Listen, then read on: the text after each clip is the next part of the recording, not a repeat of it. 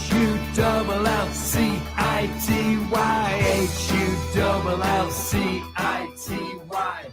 That's how it is. Hello and welcome to another edition of the Tigers Down Under, back for another episode. It's your host Alex as well as Dan. How are you, Dan? Yeah, I'm okay. I know it's been a tough couple of games. All of my enthusiasm from my previous time on the show has just about been eradicated, and yeah, it's a tough sort of situation we find ourselves in. I think it was Logan last week who was also pretty optimistic coming into these games. You know, Peterborough sort of down in the relegation zone alongside us. Luton, a side travelling pretty well, but not a side that we should have feared by any means. So to come away with 2 losses is certainly dispiriting. There was some news that broke last night that might cheer people up a little bit, which we'll get into after we discuss the games. But I guess, we'll start with that Peterborough game. We, at this stage, not too surprised at the fact that we were still using the 4-3-3 formation. I don't think there was any significant changes to the side from the previous game. I think Huddleston coming into the side was maybe the only change that I can think of. Maybe Doherty coming in as well. I don't think started the previous game.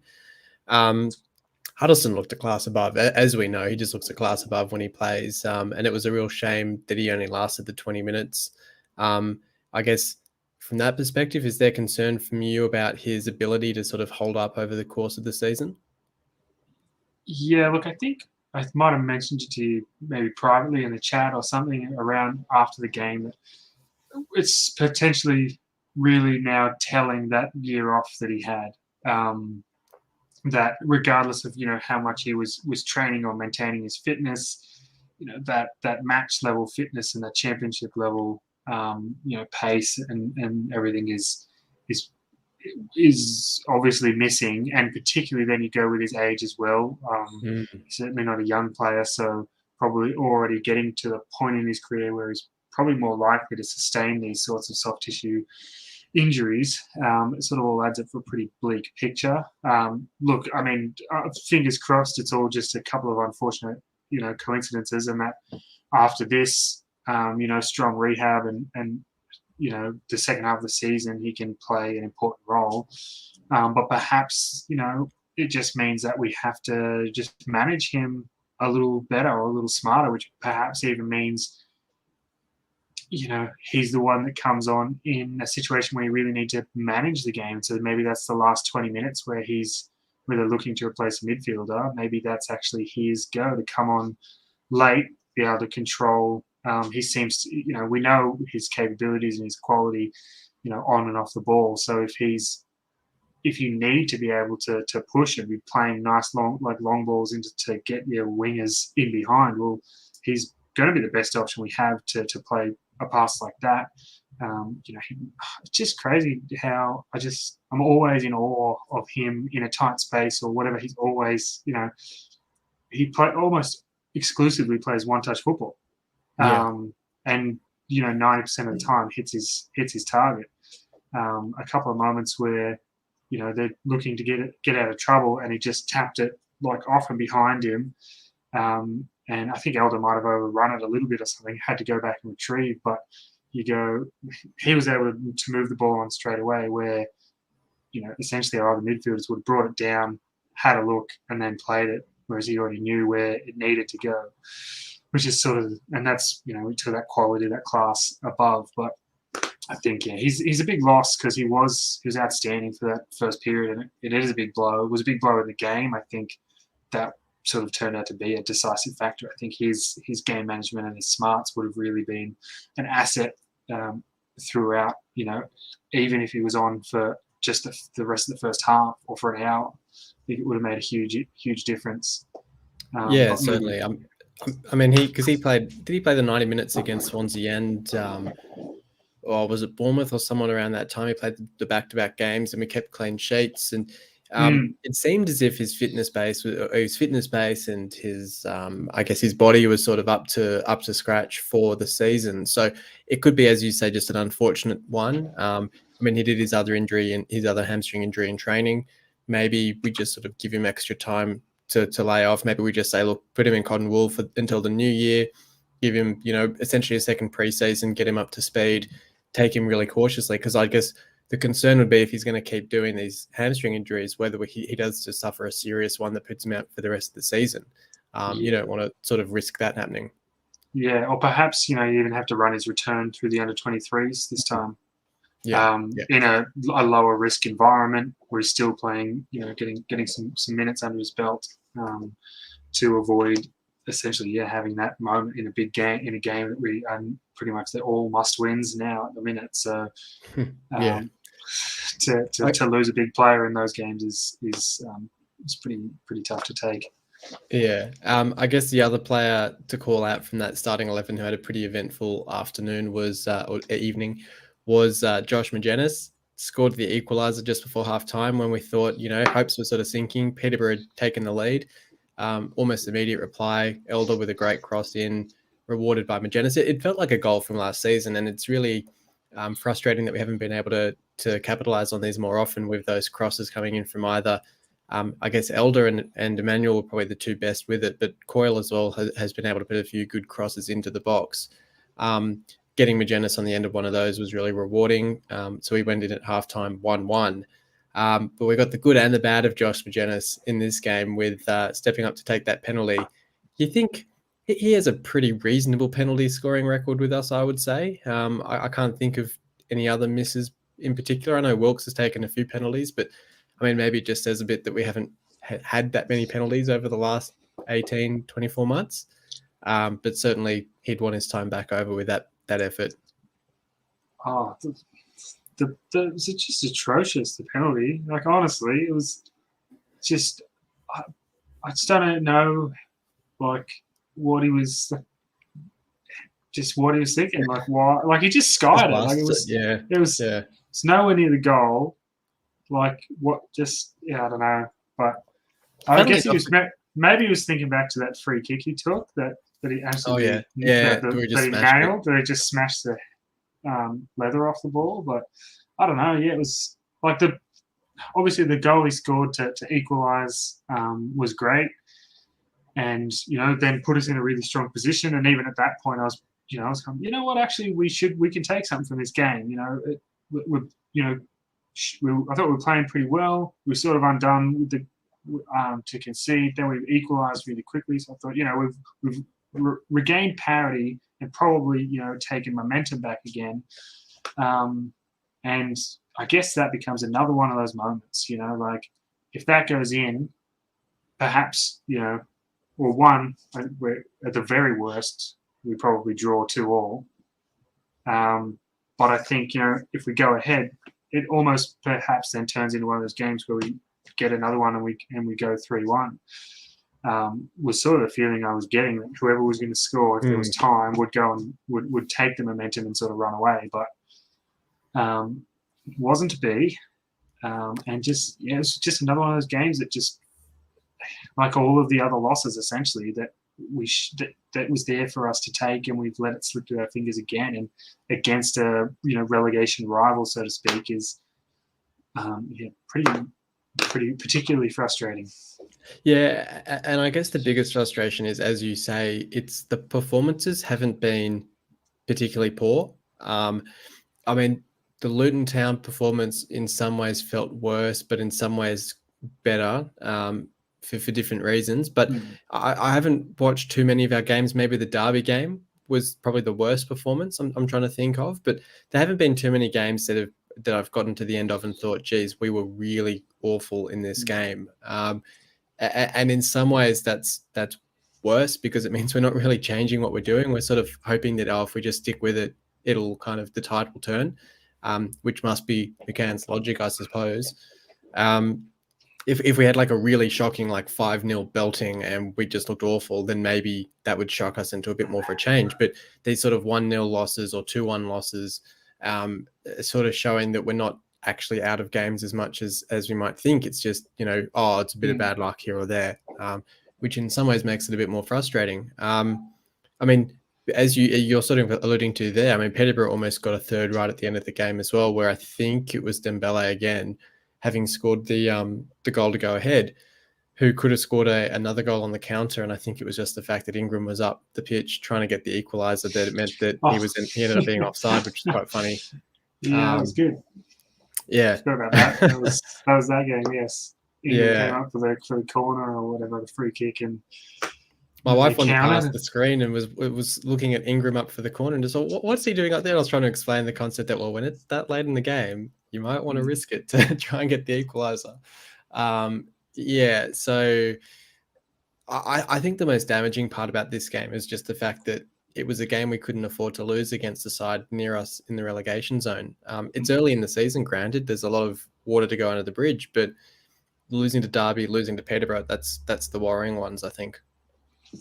Yeah, I think, the relegation 6-pointers or whatever we're always talking about, that's one of them. And I think that was, they beat us and leapfrogged us then, I think, out of that bottom three. So, and then they did exactly what we were hoping to do, and they went off and won midweek as well against I can't remember who they played midweek, but they've now got back-to-back wins under their belts and suddenly looking a whole lot better, and that's the sort of momentum that we would have been hoping for. Yeah, not to be though, unfortunately. Not to be. Who were your MVP votes for this game? And we'll move on to Luton. Look, I'll probably go. Yeah. Sort of. I'm looking at what's there. I did the bad thing again of looking at it before I made my decisions. I think Elder's a good shout for 3. The assist. And another, strong performance down the left side. I would love to give points to Magennis for scoring, but then I'm also really cross at him for missing the penalty. Yeah, he's sort of a net neutral for me. He gains the points for scoring, but then loses them again for the penalty miss. So, yeah. Yeah.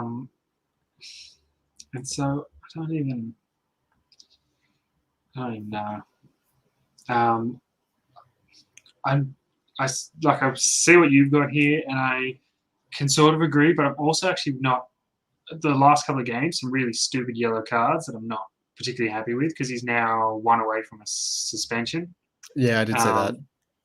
Which has not made me that pleased. I'm just going to go with his partner for no other reason than I can't think of anyone else. So I'm going to give it to Greaves for the 2 points. And I think you're right. Huddleston, 1 point, 20 minutes, and the impact he had was like, just wild. So. Yeah, so I've gone Elder for the 3 as well. I've gone Bernard for the 2. I think you're right though that I think particularly the Luton game. I think I said in the chat that I thought he was going to get sent off in that game because he does give away a lot of silly fouls. And look, to be fair to him, he's probably getting pretty frustrated. He's probably, he's here on loan. He wants to get his career going. He wants to be playing well in the side winning games, and just losing week after week. I'm sure the frustration's building. So I wouldn't be surprised if there's a red card in one of these centre backs or centre midfielders in the coming weeks, depending on how things go, I think. But so I've gone Bernard for the 2, and then Huddleston for the 1. And it was funny. I sort of viewed the Huddleston 1 vote as being just similar to like if a player comes off the bench late in the game and has a really good cameo at the end of the game, they can sort of get into the votes. And he just had his cameo at the start of the game, but. Certainly head and shoulders above everyone else on the pitch from my point of view. Okay, Luton on the weekend. I saw the lineup for this one, and I just, as you sort of opened the podcast by saying that all your confidence is sort of sapping away, I think a lot of my confidence for City is sapping away as well. And you see that lineup, Smallwood in for Huddleston is the only change, and you think same team, same result, and sure enough, 1 goal margin, 1-0 loss, but no goal. Didn't look too attacking, too threatening. I don't think we created a whole lot. I mean, we had a few passages where we sort of tried our best, but just what can you say about it? Not much to be honest. I think like after the Derby game, this is probably the worst like generally football performance. put in context, I guess, though, against Luton, who's I think now like in the top 6 or just on the edge, actually going really well.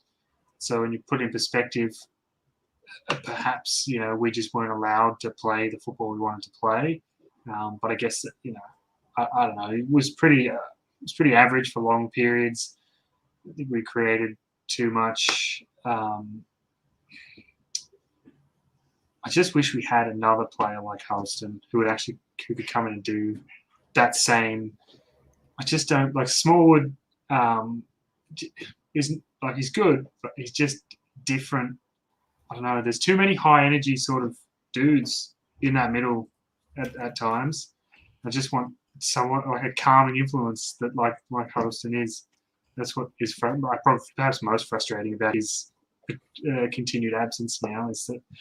Well, I think it was pre-season or might have been the end of last season with yourself or Logan, or might have been both, where I was sort of championing the cause of bringing in Curtis Davies, who himself was essentially championing the cause when he gave that interview at the end of last season to say, Ehab has his number, give him a ring.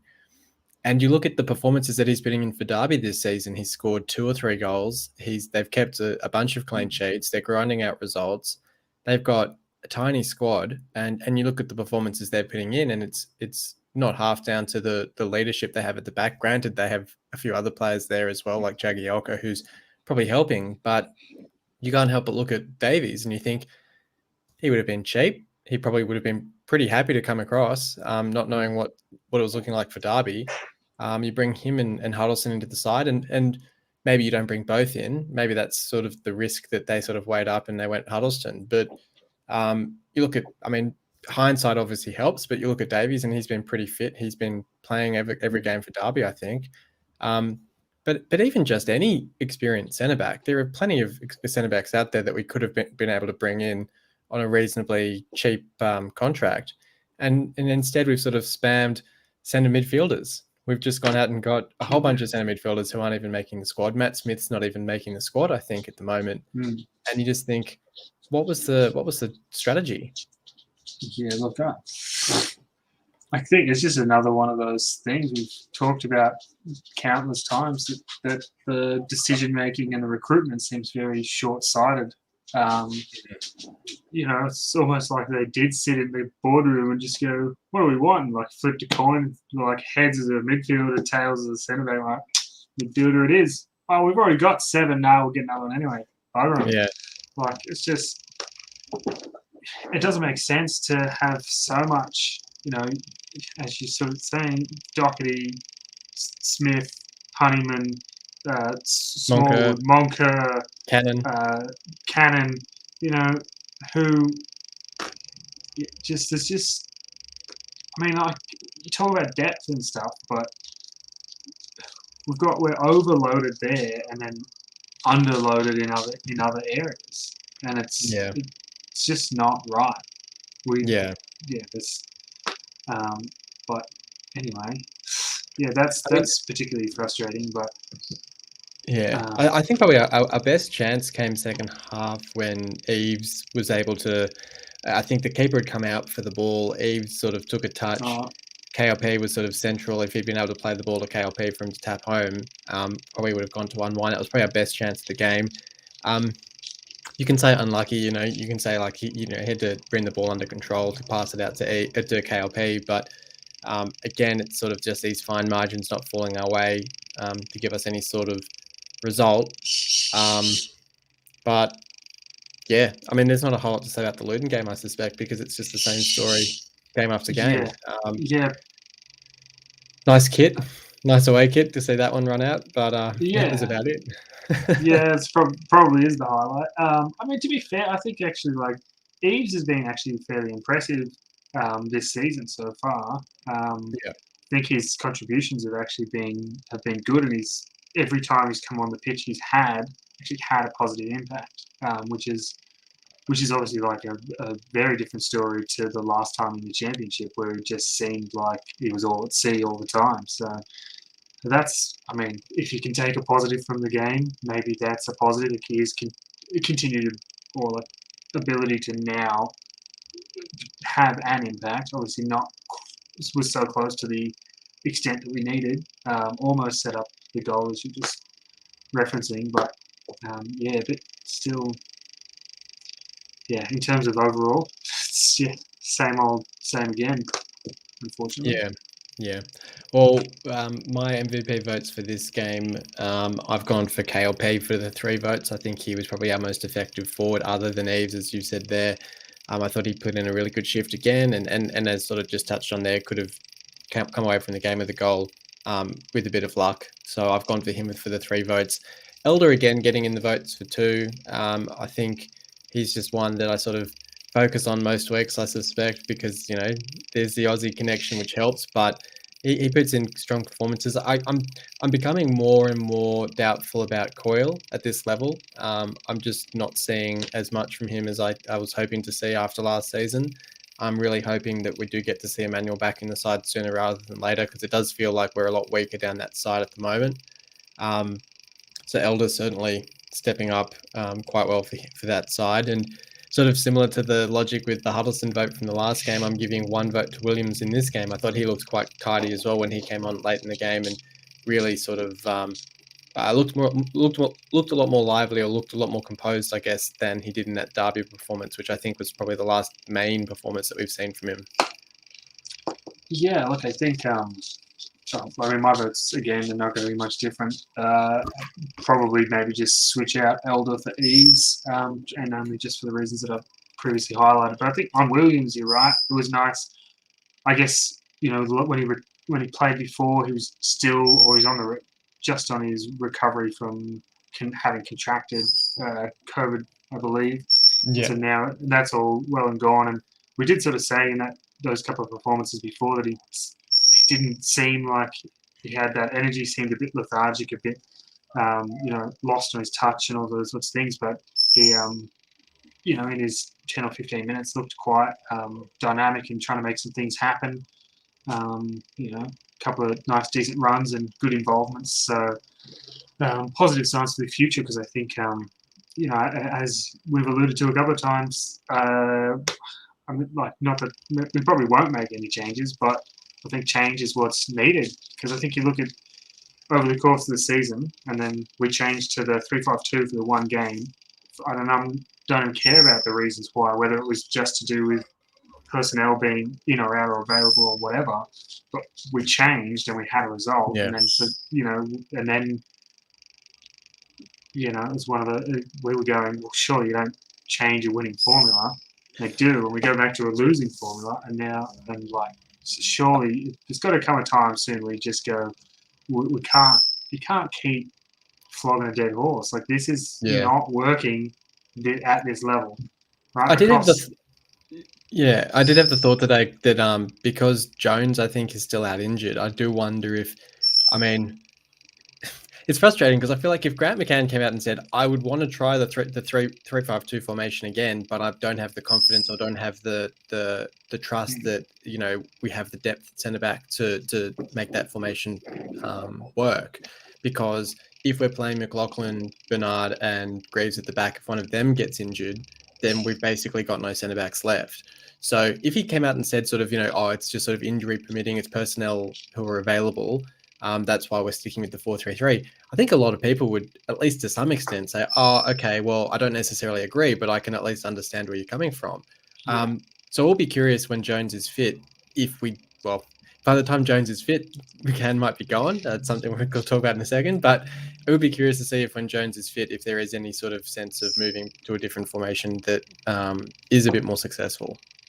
Yeah, and I think, just touching on what you were saying about, if McCann just said something, because I was reading, I think it might have been Cooper writing for the Daily Mail saying, that McCann's not winning any fans by his refusal to engage in interviews and post-matches and all this sort of stuff, because he's, upset at the questions that are being asked or something. Like, at the end of the day, that it's his job. His job is to front up to the media. That's part of his job, part of his responsibility. And if he can't deal with that, and he can't deal with the criticism or whatever that's coming into questioning, well, then you should just step aside. Because if he can't deal with it, then if you can't handle the heat, get out of the kitchen, essentially.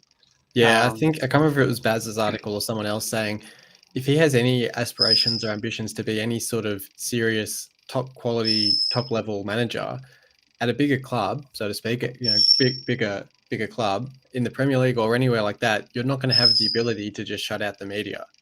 You can kind of get away with it at a championship level or a League One level when the spotlight's sort of off you. But does that sort of show that you don't have that ambition, that you don't have that confidence in your own ability to actually answer the questions and to justify your thought process? Because if you have any sort of sense of wanting to make that step up, you're going to have to get used to it sooner rather than later. Yeah, I don't know. And I guess, is this one of those things where he doesn't want to reveal his thought process because he doesn't have one, essentially? Yeah, and not that he doesn't have a thought process, but that his hands have been tied by, by EHABs. There's no actual reasoning for it. Yeah, but it's just he's been told if he doesn't play a 4-3 or he doesn't do this or whatever, that, and from the experience over the past few years, I mean, that could very well be a reality that, he's been given a, instruction or, and that he has no way around to get around that. So, but yeah, I don't know. I think that's a problem for both the short and the long term. That I guess it's a continuing trend of a lack of transparency within the club and their goings on. Well, speaking of goings on at the club, it's a good transition.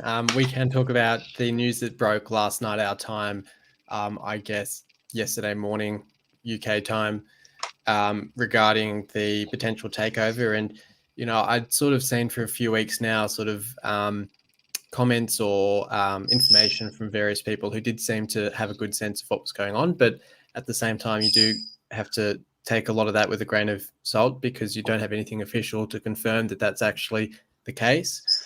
So it was interesting to see the article come out last night from Turkey, basically saying, as we've sort of seen with a few of these articles from Turkey, I think they're a little bit overconfident in the language that they use, where they said the club has been sold, £30 million up front, £20 million if we're promoted, which sounds like it's if we're promoted anytime in the next 3 or 4 seasons. So could end up being £50 million sale for the Allams, which basically recovers all of their debt and then some, which from their point of view makes sense. From the club's point of view, I dare say that probably makes sense the way that that's structured, where if we get promoted to the Premier League and we're bringing in £200 million plus, the £20 million to sort of pay for that is not a huge deal. I think the key part to take out of this, because it looks like, Burnsy and Baz have done their own research from the UK side to basically see that, no, it hasn't been finalised and locked in, but it sounds like, the deposit's been paid so that the consortium can do their due diligence on the club. Heads of agreement have been signed, which essentially means that the structure of the deal has been signed off on. I don't know the technicalities on it. I suspect there's probably some scope that if there was some big sort of quirk in the system through the due diligence, that there was some issue, the price could maybe change slightly, plus or minus a little bit. It's probably just going to give the consortium a bit of comfort in what they've seen in the accounts that weren't part of the publicly available accounts. But it gives a sense that, there's at least something tangible there now. For me, I think, especially with the deposit having been paid, I think you kind of have to think back to the last time I think we got to this stage with the takeover. It was the Dai Yong Chinese consortium who paid the deposit, locked in the purchase of the club. The Allams wrote their farewells in the programs, and it was only the Premier League fit and proper test, ironically failing these guys, but not the Saudi Arabians at Newcastle. But that's another story. But essentially, that by the time you get to a point where the deposit's been paid, everything's locked in. It's not something where the Allams are suddenly going to move the goalpost and stuff the deal up, which I think a lot of people are afraid of. It's more something outside of the club's control that could scupper it at this stage, essentially meaning that it's all but done. It's just a matter of time. Yeah, look, it is. There are lots of good signs that this. How many years now? Of sale talk. I think it must be 7 or 8 years since just after the FA Cup final. I'm guessing it would have been. Of all of this talk of selling the club. Well, is it? Yeah, it would be pretty much after the name change debacle. Yeah. Is it? So. Yeah, which would have been. I think because it was ruled on late in that season, and then I think they appealed it on some technicality, and then that was overruled, and then that was the point where they said, we'll sell it tomorrow, which it's been a long 24 hours. Long tomorrow, but perhaps a new dawn finally on the horizon, if I may get so metaphorical. But look, I think it'll be positive. We'll finally have and some air of positivity around the club. Some new owners are going to come in, and they're going to want to invest to try and meet their goals. My only concern is the talk about that they just want to take us to the Premier League, and then essentially they're just trying to flip the club. Take us to the Premier League, sell for a profit, move on. That's the only thing that I'm concerned about, is that are they going to actually put in place long-term planning structures if they're only essentially working on a short-term, like if they're only working on a 5-year plan or a 3-year plan or whatever, are we going to have this? What happens if 3 years down the track we're still a middling or lower championship club? What do they give up, or do they put more money in, or do they pull money out, or So they're like, those are my concerns. But there's nothing I can, there's no way for me to, I have no crystal ball. I can't do anything about it. So I mean, I'm still eagerly anticipating the official announcement that the Allens have sold the club, but that got to get that corner flag starched and pressed and ready to go for the photo shoot. And some terribly written pompous letter from Ehab to the justifying how they've left it in such a good position and all the accomplishments that they've achieved. Thanking the fans for their support. I'm sure in there, which would just feel like a little bit like a salt in the wound or something. I don't know, but. I guess, as I sort of expressed in our chat the other day, yesterday when this broke, about my feelings are similar to yours, and sort of looking at the situation as some pretty clear positives or pretty clear ways to be optimistic about this, where even taking it as a worst case scenario situation of, say they come in, they're financially irresponsible, and they are basically worse owners than the Allens. My sense would be, because, and I guess I am being a little bit cautious or optimistic on this front, but my sense would be that if everything did go wrong, they would probably just try and sell the club again, and that unlike the Allens, they'd probably just cut their losses and sell the club and leave. It wouldn't be such a drawn-out, slow death of the club as it has been with the Allens, who, as locals who live in Hull, who have that sort of pride and sort of hubris of running a club, I would think people without that connect, and I could be wrong, but people without that connect to the area, and as we sort of say, if they've only got a short-term interest in sort of getting the club to the Premier League, flipping it and then selling it, doesn't seem to me like they'd be the sort to hold on to the club and sort of build up all these losses. I think that they would sort of go, so I sort of think of it like Sunderland, which maybe not the best example, but I mean, they were acquired in League One, I think, by a new owner, tried to get them promoted to the Championship, failed, realised he was out of his depth, and sold it a season, 18 months later. I sort of look at it a bit like that, and maybe that's me being optimistic, but that's sort of how I would say, okay, worst case scenario, I think it's still going to be better because they're not going to sort of cling on to the club, but who knows? Yeah. I think, you're probably right. Like, or perhaps in that, that if they're coming at it, as it's a business proposition, they have no, direct ties to the local area. They're not locals. They're not going to have, those motivations to try and hold on, and do the right thing. Like they'll just go, all right, this didn't work out. See you later, and then move on to their next project or whatever they're going to do. But look, very exciting times ahead, hopefully.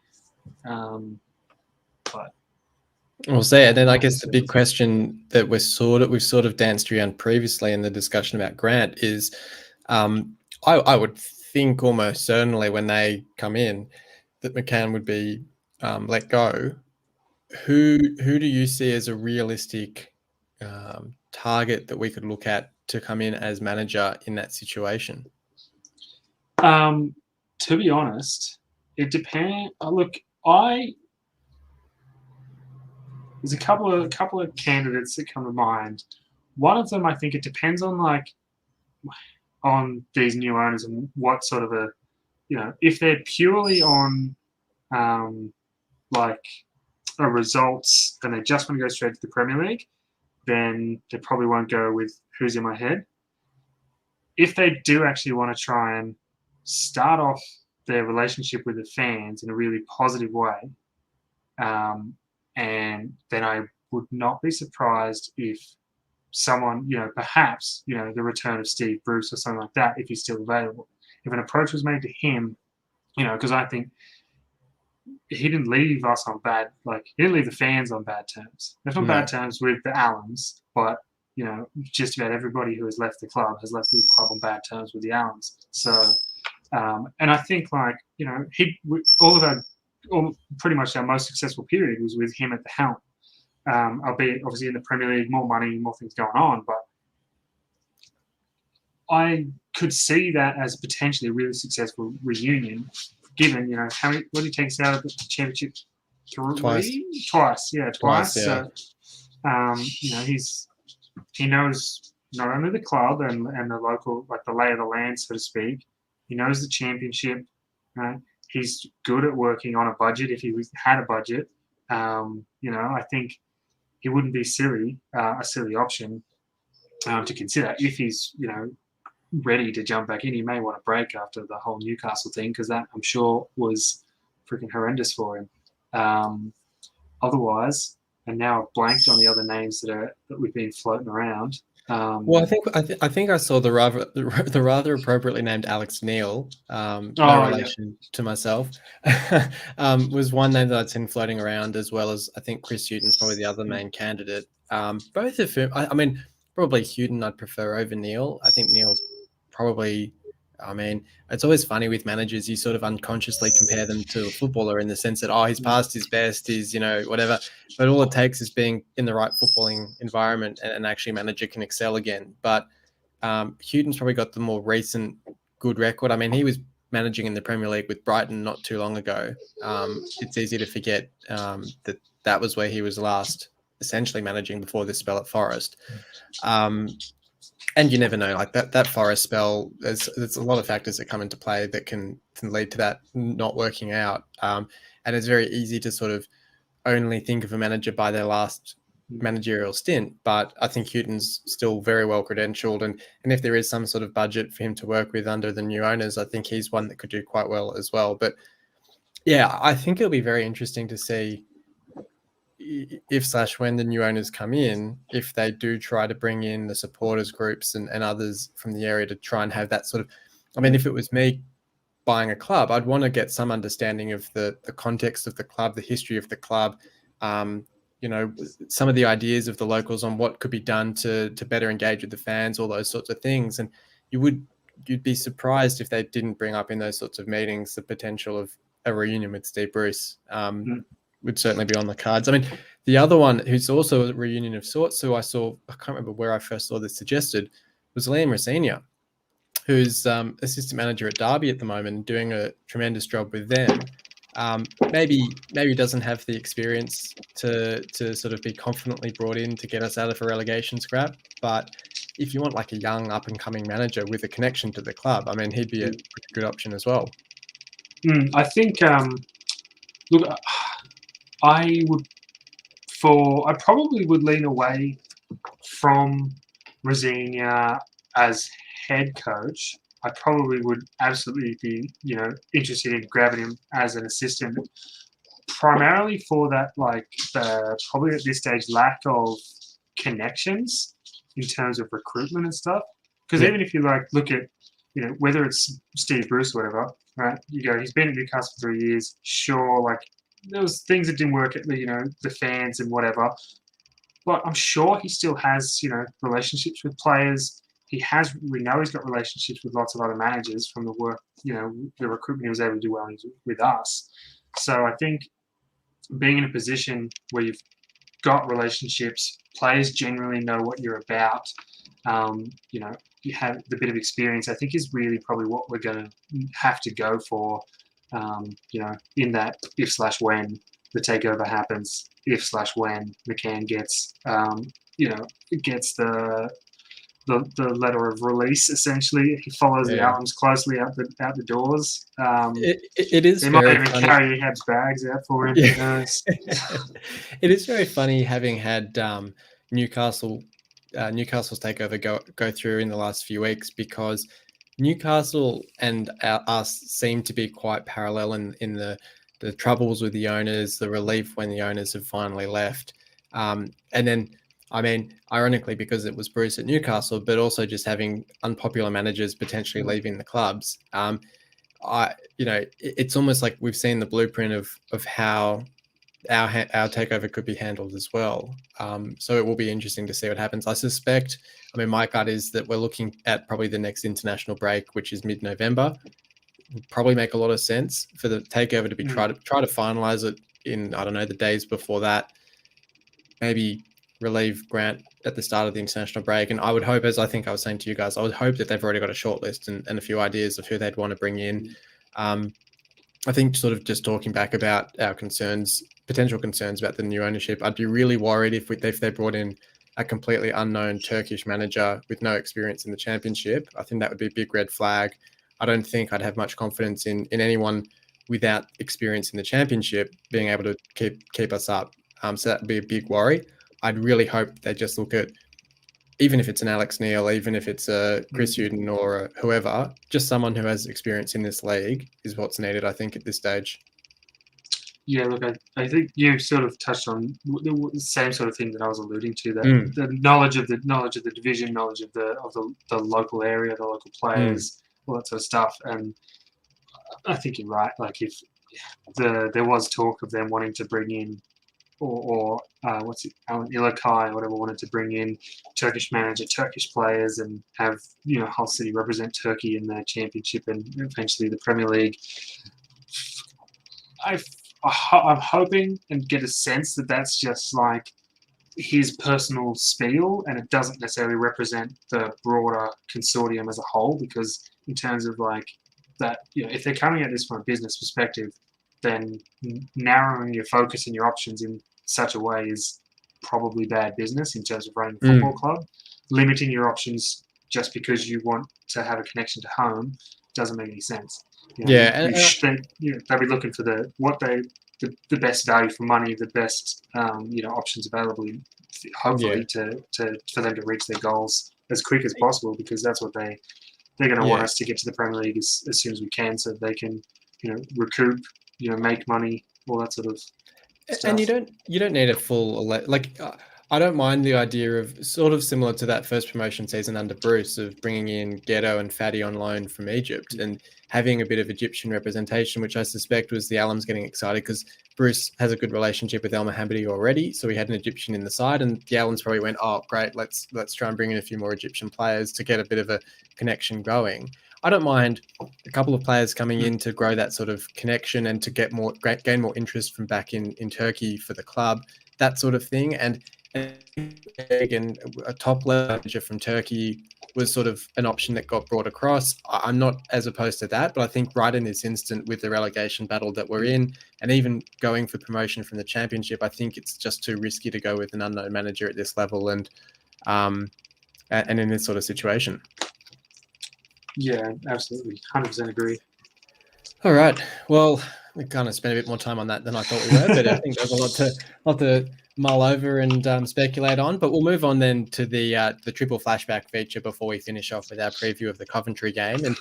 And we did sort of talk a bit earlier about Bernard's yellow cards lately and the fact that we think there could be a red card coming in the next few weeks. So I thought the appropriate quiz question for this week was, can you name the last 3 players to receive a red card for Hull City in the league? Probably not, but I'll give it a crack. 2 of them were this season, so that might help. Oh God, I can't even remember who got red carded this season. And to be honest, I'd actually forgotten one of these. I thought one of the three was going to be Josh Magennis. So there's a freebie that it's not Josh Magennis, but I thought he's crap. That was one of my guesses. Because he always gets a red card, but there's actually been one more recently that kind of bumps him off the list. All right. Full mind blank. Right. So Coyle would have to be, because that's why he missed the games of the week. I think Smallwood is the other one that did he get a red card this year? No? It wasn't Smallwood, no. No, okay. The other one this year was against QPR, if that helps. So what was that, week 2 or 3? It's probably a little while ago now. New player signed this season. Moncur. Of course, yeah. I remember that. That was that red card. The third one, I could understand if it was a difficult one to remember, but it was against the same opponent. So Coyle got his red card against Blackpool, and this player got his red card against Blackpool last season. No longer plays for us and plays against one of the teams that we've just discussed facing this week. We lost against this week. Plays for one of the teams. Yes. Who went to Luton? Burke? Bingo. Yeah. So, so it was Burke against Blackpool last season. So Burke, Moncur, and Coyle as the last 3 Reds. I suspect there could be another one joining them in the next few weeks. We'll see. But yeah, no, it was funny. I actually had it written out as Coyle, Burke, and Magennis because I thought, he got 2 red cards last season. He'll be on it. And then I went, actually, hang on. Even I'd forgotten Moncur got a red card earlier in the season against QPR as well. So there you go. I say that there's probably a red card coming, but I have to say, we haven't been too ill-disciplined, I don't think. There's been previous seasons, especially, as I say, with Magennis. We've probably copped a few more red cards than we have so far. So I think that's what I was thinking of. When he first came, did he get like 2 or 3 red cards in the space of six play games or something? Like he got a red card and then he played like a few games and he got another dumb red card and they were always straight reds as well. They weren't second yellows. It was always like, and I think it was the season we went down where it was just like, obviously a bit of frustration showing for Josh. Okay, well, let's round things off with a preview of that Coventry game. So Coventry is sitting in 4th position at the moment, doing really well after a few people were tipping them for relegation this season. So I guess overperforming in that sense, but really they sort of have that vibe of like Bournemouth or another, or even Luton and teams like that who've come from the lower leagues, really sort of built the side together and come up a few divisions. Mark Robbins, the manager, was with them from League 2 through League 1 into the Championship.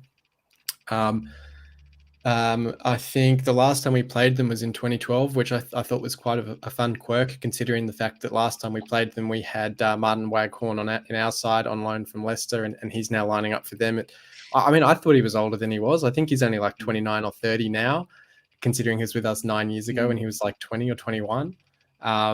So he's been around for a while and he's doing pretty well for them, alongside Victor Gyökeres, who's on loan from Brighton. I think he's a Swedish striker who's unseated Ibrahimovic in the Swedish side, so must be doing something right.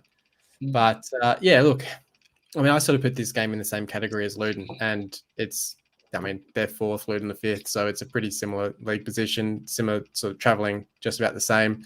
Tough game. I don't hold out a lot of hope for this one, but how do you see it? I think like how pretty much my thoughts are how I think I opened the podcast, saying that pretty much all my positivity and my optimism is gone. On the sheet here it says changes to our side for the game, and my first thought was please.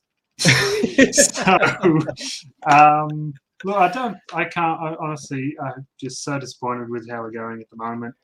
It's like the Homer Simpson. It's like the Homer Simpson. Don't write in this space. Okay, changes to our side. Yes, please.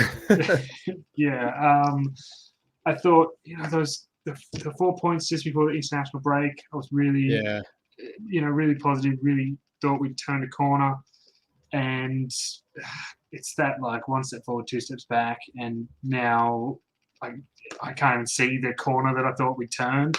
I just, probably another one of these, 1-0 losses or 2-1 or loss or something. Another one of those games that we go, what, if we could have just put the ball in the net, we probably could have got points from that. But, we then probably won't put the ball in the net and we won't get any points from it. Yeah, I think sort of like I was saying as well, it actually makes it more frustrating to watch because we're not getting blown away. So you're not sort of sitting there saying, I guess it's just not evoking any emotion. Like if it was a 5-0 loss, you'd be like, I'm really angry. I'm really like annoyed at that performance. That was terrible. Get really pissed off. Or if you win, obviously over the moon. But losing 1-0 or 2-1, you're kind of like, I don't know how to feel about that. Like I'm very lukewarm. I just don't have an emotion for it. It's almost it's just more frustrating because it makes you so apathetic to the performances. And as you say, I mean, I'm sure that we're gonna sit there on Saturday night at midnight when the lineups come out, refresh our feed, see the lineup, and it'll be Ingram, Greaves, Elder, Bernard, Coyle, Smallwood, Doherty, Honeyman, KLP, Wilkes, and that'll be the side. And it's the most predictable 11 in the most predictable formation, and that's why we lose, because opposition managers can predict our lineup and prepare for it. So I don't know, just something exciting. Bring in Williams, give him a start for Wilkes. Bring in Moncur, give him a start for Smallwood, perhaps. Bring in Emmanuel, give him a start for Coyle. All of the above, one of the above, just something to just say, okay, we're trying something. It's a bit different, not what we're expecting. Smith up top for Magennis, maybe. I don't know, something like that. 3-5-2. Give us a 3-5-2. Or 3-5-2. Yeah, just give us 3-5-2. Give us something to get excited about. Well, if they play the 3-5-2, and they play with the 3 centre backs, okay, you're worried about a centre back getting injured. If someone gets injured, you just go back to, do whatever, and then just revert to a 4-3-3. Like if something happens, and then just shift it around a bit. Yeah, you just have to be a little bit more selective in your forward options. I can't remember where I saw the suggestion, but I feel like just put Coyle in at centre back. If you don't want to start McLaughlin, Coyle I think would do a decent job, and then you can have him and Emmanuel almost rotating between the positions. I feel like Emmanuel at bring back would just be phenomenal for us, and he's shown that against Middlesbrough as well. And we said before, I mean, 2 clean sheets with Emmanuel starting, 2 wins with Emmanuel starting. I just don't know what the kid has to do to get back into the side. I think I tweeted when I saw the lineup for the Luton game that he must be packing his bags. He must be so fed up of not getting a chance in the side. Be very interested to see what happens with him in January. I mean, he could be one of those who's very happy just to have a place in the squad and be, sort of a professional in that sense. But yeah, I don't know what he has to do. Yeah, look, I guess it's one of those things. Like it's again like one of those, like if every game was a 0-0 or something, and you're going, well, we're keeping clean sheets, so there's no need to change the defense.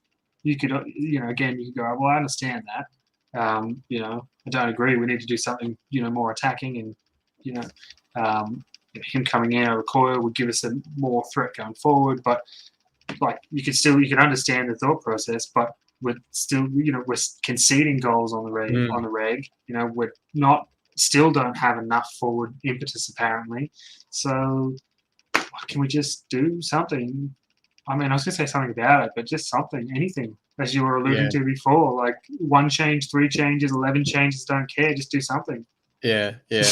No, that's it. So that will be, it'll be a tough game. I'm with you. I probably see it. Look, I'll even say I'll probably see a 2-0 defeat in this one, which is about as bad as that we've lost so far this season. I mean, Coventry, they only have 1 win in their last 5 games. I mean, it's a shame that 1 win is against Fulham, where they won 4-1, which is a pretty impressive win. But you can look at it as they haven't won in. They've got 1 win in 5 games. Means they're not in fantastic form. Maybe that means that they're there for the taking. Maybe that means that there's a chance of a result. We're probably almost the same. We've got 1 win in 5 games, haven't we? Yeah, that's true. So not in much and a draw. Than them. Yeah, exactly. So somehow we're in better form than them. Yeah. And we got a draw against Bournemouth, who are sort of undefeated, sitting top of the table. So it's just such a weird season for us. I think if we were, like I said, if we were losing games by 2 or 3-0 or something like that, I'd feel much more that the position we're in is sort of accurate, but it just feels like, who knows? I mean, look, if we can win this game, I think if we win a game like this, I mean, beating Preston, beating Borough, pretty decent results. But if we can beat Coventry or someone like that, it's sort of a shock result. It gives us a bit of confidence again. But look, I think at most I could hope for a 1-1 draw, I think. I don't think I can hope for that much. Well, on that bright and sunny note, thanks for joining me, Dan. It's been a long one in the end, but I thought got through a few good topics. Yeah, no, look, we had plenty to talk about, and we talked about plenty. So it was a pleasure coming on.